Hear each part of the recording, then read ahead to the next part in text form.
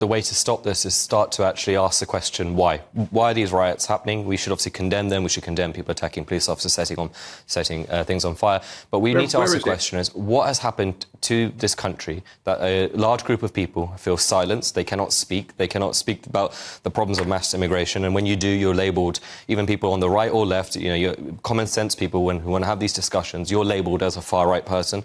Now we're actually seeing the real far-right in this country rising. And the reason for that is they've been silenced for a long time. We ignore the fact that 80% of this country is actually white. We are constantly not prepared to ask deeper level questions. When BLM riots happened in 2020, the media coverage, the social media coverage was all asking the question, why? Why do black people feel the way they feel in this country, in America? But no one seems to be prepared to ask these questions towards these group of people. Instead, they want to put them all in a box of crazy, white, EDL, far-right people, rather than actually sitting there saying, what has happened to this country? Will Sir Keir Starmer actually wake up and actually do something to this, or will we turn into France, where this is just going to keep on happening on a regular basis? So I think to stop these riots, we need to have a much more serious conversation about how to stop crime in this country, how to stop certain ethnic groups getting an advantage in terms of not being prosecuted by the police. We saw it in Rotherham with those young girls who are getting exploited.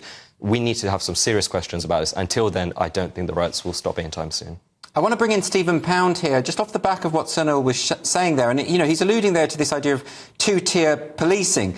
You know, we saw that Keir Starmer had a very robust statement about the far right when these riots kicked off. But with Hare Hills the other week, there was a cursory remark about it, really, not on the same level. Is it the case, do you think, that the police are being trained to prioritise what they call community cohesion over simply applying the law equally to everyone? Absolutely not. Look, Rotherham, Rochdale, those horrors, that was a long time ago. We've learned a hell of a lot since then. We've learned from MPs like Sarah Champion, the MP for Rotherham, who was actually reviled at the time for making the comments about the Asian grooming gangs. We've learned a lot. We learned that this two-tier policing that possibly may have existed for maybe good reasons is out the window now. Look, we can't, and with the best will in the world, we cannot sit down and indulge in a month's worth of navel glazing now while the streets are burning and while police officers, men and women, are being brutalised and beaten. We simply do not have the time nor the luxury to actually sit down and start going to some great long analysis about where we are as a nation. Right now, we have to bang these people up, do it sharpish, and above all, we have to enforce the law. You cannot wander around the streets of our country masked, causing mayhem, and expect to get away with it. So if Keir Starmer is robust, I have to say I'm robust on steroids when it comes to this. OK, Stephen Pound, I mean, obviously everyone agrees that anyone committing acts of or criminal acts should be prosecuted. That's sort of a given. But do you take the point that once these people are dealt with robustly, there is a conversation that must be had about at least the perception that there is two-tiered policing going on? Do you think there's any merit in that, Stephen? Look, that conversation takes place all the time. I mean, I spent a great deal of time in Northern Ireland, and very often, I started to interview people, who'd been rioting. And when I used to try to drill down, say, what exactly has brought you here? What is it, economic reasons? And a number of people said, look, it's exciting. We used to call it recreational rioting. There are a number of people, and it's not detracting from the genuine visceral anger that exists in this country, but there are still a number of people who think this is a damn good night out to have a bash at the plod and to actually get lagered up and start being a star on social media. There's some people who actually think there's such a thing, God help us, as recreational rioting. We've got to separate them out from the people that have been talked about, we've already been mentioned this afternoon, who have a real, genuine, underlying disconnect from the rest of society. And the rest of society have a duty to reach out and bring them in, because we cannot have a good country for any of us to live in, and this is a good country for all of us to live in. Neil Hamilton, I want to bring you in on this. Do you think that Stephen Pound has a point, that a lot of this is pure opportunism from what Keir Starmer has described as far-right thugs? Well, I think he's deluding himself, sadly.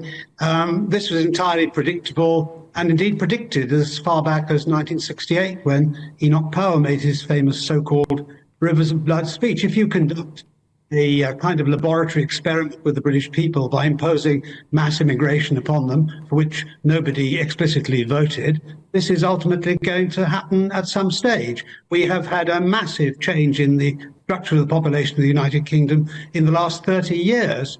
When Tony Blair opened the floodgates in 2004 to allow mass migration from Eastern Europe, that was merely the start of what has now become mass migration from other parts of the world. We added 750,000 people to our population last year in 1 year alone.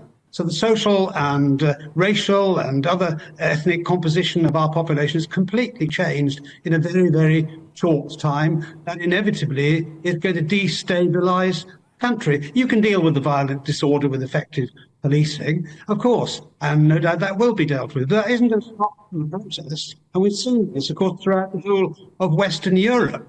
And the elites have tried to pretend that their policy of mass multiculturalism, which nobody wants and nobody voted for, can be surreptitiously imposed upon a nation. But that isn't going to succeed. And this is merely, I think, a foretaste of what is to come if political elites don't wake up. I mean, Starmer, of course, exemplifies the condescending political elite who has absolutely no interest in the fears and resentments of ordinary people, especially if they're white and working class. The Labour Party has completely lost touch with its original roots and is now effectively an identity politics party.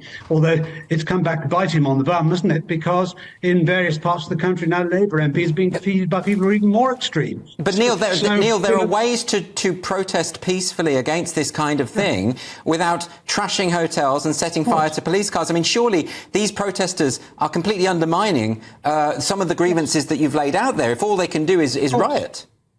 Of course, I'm not condoning rioting. Of course, violent disorder must be suppressed, and it will be suppressed. That's the least of the problems, in a way. That's the simplest problem to solve. Is really what I mean. What we do need to solve is, how do we stop this getting worse? Okay, very quickly, Neil, I just want to finally bring in Sunil on this. Do you have any reactions to anything you've heard there from either Stephen or Neil? Yeah, I think Stephen needs to maybe wake up to the reality of what's going on in this country. Two-tier policing exists. We're seeing it and not just two-tier policing, we're seeing it with authorities, we're seeing it at government level. People are not prepared to talk about the issues of mass immigration. Neil correctly pointed out the changes before Tony Blair. We were around 10 to 20,000 people coming into this country. We're now talking hundreds of thousands. It's unsustainable. It's not going to work. If you keep silencing people like that, this is the outcome. These riots are just the beginning. We should obviously condemn them. We should condemn some of the violent stuff that they're doing. But at the end of the day, until we actually allow this conversation to happen, until we stop labelling logical, common sense, rational people who want to have these discussions, if we keep labeling them as far right, this is just going to carry on. So I think we need a much more open and honest conversation. Okay, well, I wish we had more time, but unfortunately we are out of time. Thank you ever so much to all my guests for joining me for this discussion. You're with Andrew Doyle.